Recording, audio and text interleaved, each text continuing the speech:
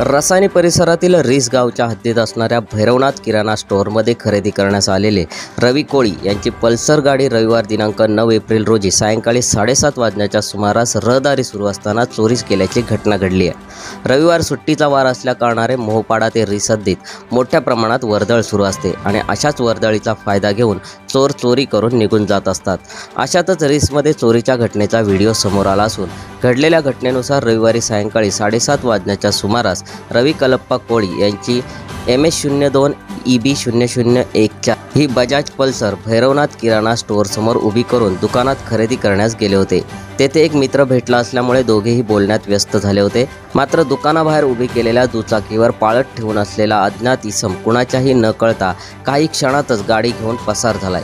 या संपूर्ण घटनेचा व्हिडिओ समोर आला असून अज्ञात आरोपी अजूनही फरार असल्याची माहिती मिळाली आहे।